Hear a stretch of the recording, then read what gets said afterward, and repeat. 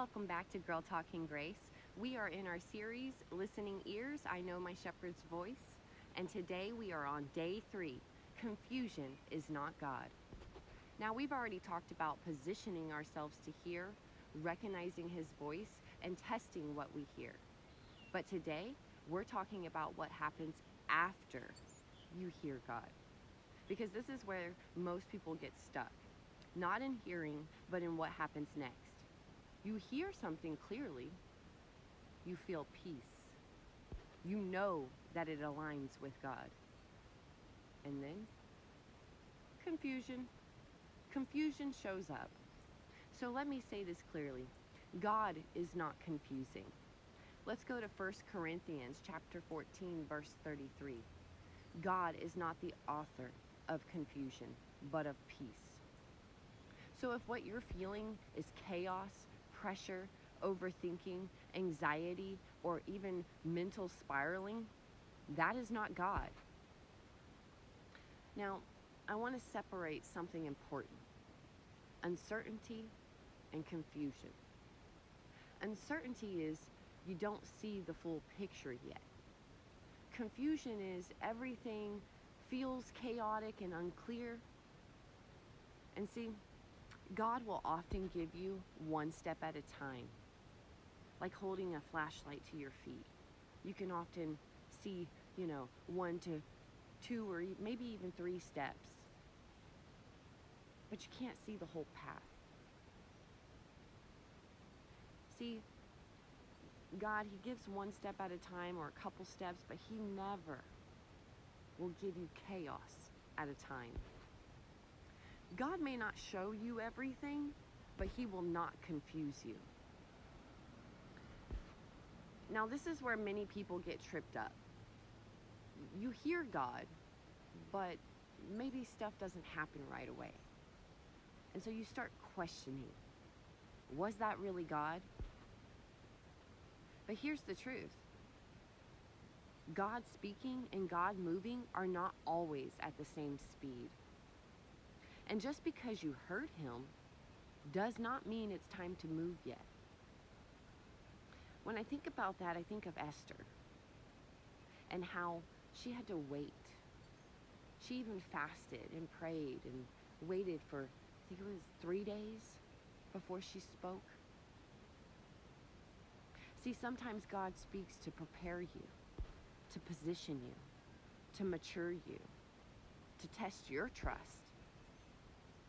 Clarity doesn't always come with immediacy. Let's go even deeper. Because sometimes after God speaks, He goes quiet. And we think, did I lose it? Did I miss Him? Is He gone? No. Sometimes silence means to stay where I told you. Trust what I already said. I'm developing something in you. See, God's silence is not His absence. It's often His invitation to trust. Let's talk about something real, because you hear God clearly, you feel peace, you know it aligns, and then other voices can start to enter in. Where people say, are you sure? Well, that doesn't sound right. Or, I love this one, I wouldn't do that. And now what was clear becomes confusing. God spoke clearly. Then other voices got louder. Let me share something with you, because I don't want this just to be something that we talk about. I want you to see it. See, there was a time where I knew God spoke to me. Not kinda, not maybe. I knew. There was this peace, and it aligned. It made sense spiritually. But then I started talking to people. I started questioning, doubting, and not even in a bad way, just asking for their thoughts, opinions, or input. And slowly what was clear started getting cloudy.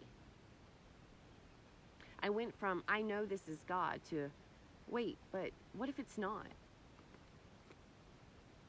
See, nothing changed about what God said. But everything changed about what I was listening to. And I realized something in that moment, that confusion didn't come from God. It came from allowing too many voices to sit in a place that only His voice belonged. And I had to come back to a place where I said, okay, God, what did you say? Not what I feel now, not what they think, not what fear is saying, but what did you say? God can use people, but there is a difference between confirmation and confusion. And godly counsel, it aligns with truth. It strengthens what God said. It will bring peace.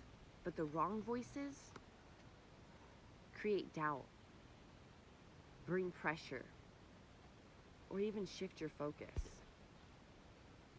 People can confirm what God said, but they should not replace what He said. Sometimes confusion isn't external, it's internal. Because if your heart wants a certain outcome, you can start twisting what you heard. That's why Proverbs chapter 3 verse 5 says, lean on not your own understanding. See, a surrendered heart hears clearer than a controlling mind. We need to start saying, I'm waiting on God, instead of sometimes saying, we're hesitating. God already spoke. I find that sometimes we're waiting for more confirmation, more comfort, more clarity before we even move. And delayed obedience is still disobedience. We need to start going back to, what did God already say? Not what you feel now, not what others said, and not what fear is telling you, but what God said. And you need to ask, was there peace? Did it align with Scripture? Has it been consistent? So I want to ask you, where did you have clarity that you let confusion talk you out of? And what do you need to go back and trust again? God is not confusing. He is clear, He is steady, and He is consistent. And when confusion comes, don't chase new voices. Go back to what He already said. Because clarity isn't found in more noise. It's found in trusting His voice. Because His sheep don't just hear Him, they follow Him.